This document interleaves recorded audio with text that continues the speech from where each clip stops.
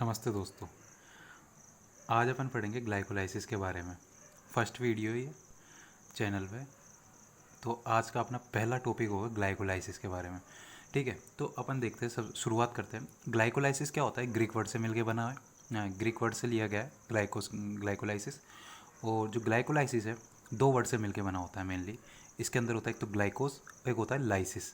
ग्लाइकोस का मतलब क्या होता है यहाँ पे? शुगर। और लाइसिस का मतलब होता है ब्रेकडाउन।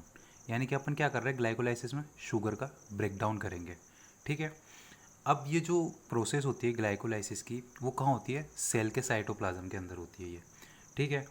अब जो इसका एक और नाम दे रखा है इसमें कि ईएमपी पाथवे भी बोलते हैं ग्लाइकोलाइसिस को। क्यों कहते हैं ईएमपी पाथवे? क्योंकि तीन साइंटिस्ट थे, एम्बेडेन, मेयरहोफ और परनास। तो इन तीनों ने मिलकर ग्लाइकोलाइसिस की खोज की थी सेल के अंदर। तो इन तीनों के नाम पे इसको ईएमपी पाथवे नाम दिया गया। ठीक है। अब इसकी अगर अपन लोकेशन देखें, लोकेशन जैसे कि मैंने पहले बताया कि ये सेल के साइटोप्लाज्म में होता है। सेल के साइटोप्लाज्म में होती है रिएक्शन। ठीक है। अब सेल कोई सी भी हो सकती है। यहाँ पे अपन प्रोकैरियोटिक सेल भी ले सकते हैं और एक यूकैरियोटिक सेल भी ले सकते हैं। दोनों तरह की सेल के अंदर ये ग्लाइकोलाइसिस की प्रक्रिया होती है। चाहे सेल के अंदर एनारोबिक कंडीशन हो या एरोबिक कंडीशन हो, इससे कोई फ़र्क नहीं पड़ता, ग्लाइकोलाइसिस होगी। ठीक है। या इसको अपन ऐसे कह सकते हैं कि ग्लाइकोलाइसिस को होता है ना, जो ऑक्सीजन की आवश्यकता नहीं होती ग्लाइकोलाइसिस को। ग्लाइकोलाइसिस को होने के लिए ऑक्सीजन की रिक्वायरमेंट नहीं होती। तो चाहे एनारोबिक कंडीशन हो या एरोबिक कंडीशन हो, कोई फ़र्क नहीं पड़ता। ठीक है। अब दिया है इसमें कि फाइनल प्रोडक्ट क्या होता है इसमें। फाइनल प्रोडक्ट ग्लाइकोलाइसिस में होता है पायरुविक एसिड, जो 3 कार्बन का अणु होता है। ठीक है। इसके अपने 2 मॉलिक्यूल अपन को मिलते हैं। आगे बताऊंगा इस बारे में कि कैसे होता है। अभी के लिए इतना ध्यान रखो कि ग्लाइकोलाइसिस जो होती है उसके अंदर पायरुविक एसिड बनता है लास्ट में। ठीक है। कैसे बनता है? कि जो ये ग्लूकोज होता है ना, इसका ऑक्सीडेशन होता है। क्या होता है इसका? ऑक्सीडेशन। इसका ऑक्सीडेशन करेंगे अपन तो क्या बनेगा? एसिड बनेगा। अब ग्लूकोज के अंदर क्या है यहाँ पे? एल्डिहाइड है। एल्डिहाइड दिख रहा है, O H, O H O C H O group. और इसमें है ओ एच ग्रुप, यानी कि एल्कोहल है। तो अपन ने पढ़ा है कि एल्कोहल और एल्डिहाइड का जब अपन ऑक्सीडेशन करते हैं तो क्या बनता है? एसिड बनता है। एसिड है ना, देखो, C double bond O H, है ना, ये एसिड है। ठीक है। तो यहाँ पे अपन को क्या मिल रहा है? ग्लूकोज के ऑक्सीडेशन से पायरुविक एसिड बन रहा है। ऑक्सीडेशन क्यों कर रहे हैं अपन? क्योंकि अपन को एनर्जी की रिक्वायरमेंट है। यहाँ से अपन को एटीपी मिलेगी एनर्जी के रूप में। ठीक है। आगे देखेंगे अपन इसको। तो ये जस्ट ओवरव्यू देख लो एक बार कि जो ग्लाइकोलाइसिस है उसके अंदर सबसे पहले अपन ग्लूकोज एंटर करेगा साइटोप्लाज्म में। ग्लूकोज से क्या बनता है? Glucose 6 phosphate. ग्लूकोज 6 फास्फेट से क्या बनेगा? Fructose 6 phosphate. फ्रक्टोज 6 फास्फेट से क्या बनेगा? Fructose 1,6 bis phosphate. Fructose 1,6 bis phosphate आगे जाके 2 मॉलिक्यूल्स में टूट जाएगा। एक को कहते हैं अपन डाईहैप, डाई हाइड्रोक्सी एसीटोन फॉस्फेट। दूसरा होता है पीजीएएल, है ना। अब ये जो डाईहाइड्रोक्सी एसीटोन फॉस्फेट है, ये भी किस में कन्वर्ट हो जाता है? पीजीएल में। तो पीजीएल के कितने अणु बन गए? 2 मॉलिक्यूल बन गए पीजीएल के। अब ये पीजीएल आगे जाके किस में चेंज होएगा? 1,3 डाईफॉस्फोग्लिसरेट। ठीक है। अब ये 1,3 डाईफॉस्फोग्लिसरेट है, ये किस में चेंज होगा आगे जाके? 3 फोस्फोग्लिसरेट में।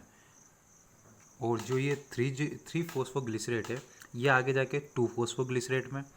और 2 फोस्फोग्लिसरेट किस में चेंज होएगा? फोस्फोइनोल पायरुवेट में। और लास्ट में ये जाके किस में चेंज हो जाएगा? पायरुवेट में, जिसको कि अपन पायरुविक एसिड भी कहते हैं। ठीक है। आगे इतना समझ में? ये जस्ट ओवरव्यू है, अभी मैं आपको इसकी पूरी डिटेल बताऊंगा। ठीक है। तो टेंशन मत लो बिल्कुल भी। अब अपन देखते हैं डिटेल स्टेप ग्लाइकोलाइसिस की।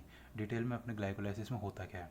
तो अपन को सबसे पहले अपन को एक चीज़ याद रखनी है कि जो पहले 3 स्टेप होते हैं वो बहुत एनर्जी कंज्यूमिंग होते हैं। यानी कि इसमें एनर्जी की रिक्वायरमेंट होती है इनको करने के लिए, एटीपी यूज़ होती है। तो सबसे पहले ग्लाइकोलाइसिस में होता क्या है? ग्लूकोज का एक्टिवेशन होता है। एक्टिवेशन कैसे होगा? ग्लूकोज का जो 6 नंबर का कार्बन है उस पर आके एक फॉस्फेट अणु जुड़ता है, जिससे क्या बनता है अपने पास? Glucose 6 phosphate. तो फॉस्फेट कहाँ से आया? एटीपी से आया। एटीपी को क्या बोलते हैं अपन? फुल फॉर्म क्या होती है एटीपी की? Adenosine triphosphate. ट्राईफॉस्फेट में से एक फॉस्फेट निकलेगा और फॉस्फेट आके ग्लूकोज के 6 कार्बन से जुड़ जाएगा। तो क्या बन जाएगा यहाँ पे, एडिनोसिन डाइफॉस्फेट। अब ग्लूकोज 6 फास्फेट है, अपन को यहाँ पे क्या बनाना है, ग्लूकोज 6 फास्फेट से फ्रक्टोज 6 फास्फेट क्यों बनाना है, अपन क्यों बना रहे हैं फ्रक्टोज 6 फास्फेट, क्योंकि अपन को एक जो एक्टिव कार्बन था वो अपने यूज़ में आ गया फोस्फेट जोड़ के, अपन को एक और एक्टिव कार्बन चाहिए जिस पे अपन एक और फोस्फेट जोड़ सकें। तो इसका अपन क्या करेंगे, आइसोमराइजेशन करेंगे। आइसोमराइजेशन किस एंजाइम की उपस्थिति में होगा, फोस्फो ग्लूको आइसोमरेज। ठीक है, तो अपन ने इसका क्या करा दिया, आइसोमराइजेशन क्या करके क्या बना दिया, फ्रक्टोज 6 फॉस्फेट। यानी कि ये फर्स्ट कार्बन है, ये सेकंड कार्बन, ये थर्ड कार्बन, फोर्थ, फिफ्थ और सिक्स, यानी कि 6 कार्बन पे अपने फॉस्फेट जुड़ा हुआ है, तो क्या बन गया, फ्रक्टोज 6 फॉस्फेट। ठीक है, अब अपन फ्रक्टोज 6 फॉस्फेट से क्या बनाएंगे, फ्रक्टोज 1,6 बिस फॉस्फेट। यानी कि अपन जो 6 कार्बन पे जो फॉस्फेट ग्रुप है, अपन फर्स्ट कार्बन के भी अपन फॉस्फेट ग्रुप जोड़ेंगे। अब ये फॉस्फेट कहाँ से आएगा, वापस से अपन को एटीपी चाहिए होगी। अब एटीपी से एडीपी बनेगा, यहाँ से फॉस्फेट निकलेगा, वो फॉस्फेट यहाँ पे आके जुड़ जाएगा। समझ में आ गई बात। तो ये कौन सा एंजाइम काम आएगा इसके अंदर, फोस्फोफ्रक्टोकाइनेज। देखो एंजाइम का नाम है ना, ऐसे याद रखना, जो काइनेज एंजाइम, जब काइनेज कब यूज़ आता है, जब अपन को एटीपी की रिक्वायरमेंट होती है तो अपन काइनेज यूज़ में लेते हैं। ठीक है, और जैसे अब ये काइनेज यूज है, अब एंजाइम का नाम कैसे दे सकते हैं अपन, फोस्फोफ्रक्टोकाइनेज। फोस्फोफ्रक्टो यानी कि फ्रक्टोज पे फोस्फेट है और काइनेज एंजाइम है क्योंकि एटीपी की यूज़ हो रही है। तो इसके अकॉर्डिंग अपना एंजाइम का नाम क्या हो गया, फोस्फोफ्रक्टोकाइनेज। इस जो रिएक्शन है इसको अपन क्या बोलेंगे, फोस्फोराइलेशन। फोस्फोराइलेशन का जहाँ पे भी वर्ड आ जाए ना, फोस्फोराइलेशन का एक ही मतलब होता है, या तो एटीपी यूज़ हो रही है या एटीपी बन रही है। ठीक है, तो अब हम देखते हैं कि फ्रक्टोज 1,6 बिस फॉस्फेट अपने पास बन गया। अब ये जो फ्रक्टोज 1,6 बिस फॉस्फेट है, इसकी स्प्लिटिंग होगी, दो कंपाउंड्स में टूटता है ये। पहले का नाम है डाईहाइड्रोक्सी एसीटोन फॉस्फेट और दूसरे का कंपाउंड का नाम है जो है 3-फॉस्फोग्लिसरेल्डिहाइड। ये जो डाईहाइड्रोक्सी एसीटोन फॉस्फेट होता है, इसका नाम डाईहाइड्रोक्सी एसीटोन फॉस्फेट क्यों पड़ा, देखो इसमें क्या होता है, पहले कार्बन पे हाइड्रोक्सी ग्रुप होता है और तीसरे कार्बन पे भी यहाँ पे हाइड्रोक्सी ग्रुप होता है, जिसकी जगह अपन ने फॉस्फेट ग्रुप जोड़ दिया। इसलिए इसका नाम क्या है, डाई हाइड्रोक्सी एसीटोन, क्योंकि एसीटोन 3 कार्बन का जो कीटोन ग्रुप होता है उसको अपन एसीटोन बोलते हैं। तो इसका नाम पड़ गया डाई हाइड्रोक्सी एसीटोन फॉस्फेट। इसी तरह अपन 3-फॉस्फोग्लिसरेल्डिहाइड, क्योंकि इसमें एल्डिहाइड ग्रुप है और 3 नंबर पे यहाँ पे फॉस्फेट जुड़ा हुआ है, इसलिए इसका नाम है 3-फॉस्फोग्लिसरेल्डिहाइड। शॉर्ट में अपन इसको PgAl बोलते हैं और इसको अपन बोलते हैं डाईहैप। ठीक है, अब ये जो दोनों कंपाउंड होते हैं ये आपस में इंटर कन्वर्टेबल होते हैं, आइसोमेरेज एंजाइम इसमें यूज़ आता है। ये जो डाईहैप है ये भी इंटर कन्वर्ट होकर PgAl में चेंज हो जाता है, तो यहाँ से रिएक्शन डबल होती है, क्योंकि डाईहैप भी PgAl में चेंज हो गया तो रिएक्शन क्या हो जाती है, डबल हो जाती है। अब ये जो PgAl है ये चेंज होता है 1,3 बिस फॉस्फोग्लिसरेट, यानी कि इसका ऑक्सीडेशन होगा, फॉस्फोग्लिसरेल्डिहाइड का ऑक्सीडेशन होकर फॉस्फोग्लिसरेट बनता है। जो एल्डिहाइड था उसका अपन ने ऑक्सीडेशन किया और क्या बनाया, कार्बोक्सिलिक ग्रुप बनाया। अब जहाँ भी ऑक्सीडेशन होता है तो रिडक्शन भी वहाँ पे होएगा। ठीक है, तो रिडक्शन होने के लिए यहाँ पे क्या होएगा, NADH का रिडक्शन होता है, NAD+ का रिएक्शन होता है NADH में, और जो PgAl है उसका ऑक्सीडेशन हुआ 1,3 बिस फॉस्फोग्लिसरेट में। ठीक है, तो ये जो अपने तीन कार्बन पे फॉस्फेट ग्रुप था, अब 1 कार्बन पे भी यहाँ पे क्या आता है, फॉस्फेट ग्रुप आता है। जो OH है इसकी जगह अपने क्या आएगा, यहाँ पे फॉस्फेट ग्रुप आएगा, जिसका नाम क्या पड़ गया, 1,3 बिस फॉस्फोग्लिसरेट। अब 1,3 बिस फॉस्फोग्लिसरेट से अपन क्या बनाते हैं, 3-फॉस्फोग्लिसरेट बनाते हैं, 3 कार्बन का होता है ये भी। तो यहाँ पे क्या करेंगे हम, 1,3 बिस फॉस्फोग्लिसरेट है उसमें से अपन फर्स्ट कार्बन से फॉस्फेट हटाएंगे और मतलब फर्स्ट कार्बन से फॉस्फेट हटाएंगे तो क्या बन जाएगा, अपने पास तीसरे कार्बन पे ही फॉस्फेट जुड़ा हुआ रह जाएगा।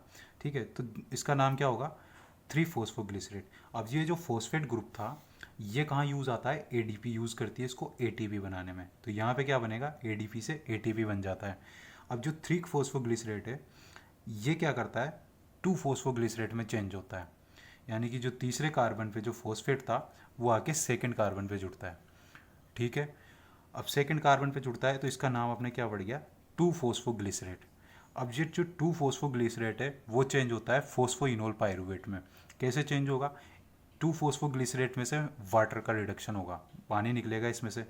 पानी कहाँ से निकलेगा, जो अपने पास जो सेकंड कार्बन है, ये फर्स्ट कार्बन, ये सेकंड कार्बन, ये थर्ड कार्बन, तो सेकंड कार्बन से हाइड्रोजन निकलता है और थर्ड कार्बन से हाइड्रोक्सी ग्रुप निकलता है। तो इन दोनों के बीच में क्या आ जाएगा, डबल बॉन्ड, जिससे क्या बन जाएगा, फोस्फोइनोल पायरुवेट। ठीक है। अब ये जो फोस्फोइनोल पायरुवेट है, इसमें से अपन फोस्फेट हटाते हैं और एडीपी से क्या बनता है, एटीपी बनता है। फोस्फेट हटाया, फोस्फेट यूज आया एडीपी में, एडीपी से क्या बन गया, एटीपी बन गया, और अपने पास क्या बचा, पायरुविक एसिड। तो इस तरीके से अपने पास पायरुविक एसिड बनता है। ठीक है। अब अपन इसके इंपॉर्टेंट पॉइंट्स देख लेते हैं। लोकेशन ऑफ ग्लाइकोलाइसिस साइटोप्लाज्म में होती है। स्टेप्स इन ग्लाइकोलाइसिस 10 स्टेप्स होती है। इरिवर्सिबल स्टेप्स इन ग्लाइकोलाइसिस, जो फर्स्ट स्टेप, थर्ड स्टेप्स और 10th स्टेप होती है, वो इरिवर्सिबल होती है। Number of carbon dioxide produce कितने होते हैं, 0 होते हैं। Glycolysis is a partial oxidation. Partial oxidation क्यों बोलते हैं, क्योंकि इसमें एटीपी अच्छे से नहीं बनती, पूरा एटीपी का निर्माण नहीं होता। आगे जाके जब क्रेब साइकिल में एंटर करता है पायरुविक एसिड, तब जाके एटीपी बनती है। और steps in which form ATP, ATP कौन से स्टेप्स के अंदर बनता है, इसमें 7th और 10th स्टेप के अंदर। और एनएडीएच कौन से स्टेप के अंदर बनता है, 6th स्टेप के अंदर बनता है। हमेशा याद रखना, एक एनएडीएच होगा, एक एनएडीएच से 3 एटीपी बनते हैं। नंबर ऑफ एटीपी 2 बनेंगे। टोटल जो अपने फ़ायदा हुआ है एटीपी का, वो 2 एटीपी का बनता है, क्योंकि 2 एटीपी अपने शुरू में यूज़ आ रहे थे और 4 एटीपी बन रहे थे। तो 4 में से अपन 2 घटाएंगे तो 2 एटीपी का अपन को फ़ायदा होगा। नंबर ऑफ एनएडीएच 2 बनते हैं, क्योंकि रिएक्शन 2 गुना चल रही थी ना। डाई हैप भी पीजीएल में चेंज हो रहा था। डाई हैप किस में चेंज हो रहा था, डाई हैप अपना पीजीएल में चेंज हो रहा था। तो वहाँ से रिएक्शन दोगुनी हो गई थी, इसलिए नंबर ऑफ एनएडीएच कितने बने, 2 बने। अब अपन एक चीज़ देखते हैं इसमें कि एटीपी फॉर्मेशन 2 तरीके से होता है। एक तो डायरेक्ट एटीपी सिंथेसिस बोलते हैं अपन जिसे, एक होता है indirect ATP synthesis. Direct ATP synthesis क्या होता है, एसएलपी के द्वारा होता है। एसएलपी क्या होता है, सबस्ट्रेट लेवल फॉस्फोराइलेशन। ये कब होता है, जैसे जब हाई एनर्जी का जो सबस्ट्रेट होता है वो लो एनर्जी के कंपाउंड में, प्रोडक्ट में चेंज होता है, तो क्या बनता है, डायरेक्ट एटीपी बनती है वहाँ पे। हाई एनर्जी कौन सा था यहाँ पे, फोस्फोइनोल पायरुवेट था। फोस्फोइनोल पायरुवेट किस में चेंज हो गया है, पायरुविक एसिड में, जो एक लो एनर्जी कंपाउंड है। तो यहाँ पे क्या बना था, अपने पास एडीपी से एटीपी बना था। अब इनडायरेक्ट एटीपी सिंथेसिस क्या होता है, ऑक्सीडेटिव फॉस्फोराइलेशन के द्वारा होता है। कब होता है, जब एनएडीएच का ऑक्सीडेशन होता है माइटोकॉन्ड्रिया में जाके, तब कहाँ बनती है, वहाँ पे एटीपी बनती है। जैसे कि मैंने बताया था, जब इसका ऑक्सीडेशन होता है एनएडीएच का, तो 3 एटीपी बनती है। ये मैंने बताया था आपको, 3 एटीपी बनती है यहाँ पे। ठीक है। तो ये था अपना ग्लाइकोलाइसिस प्रोसेस। ठीक है।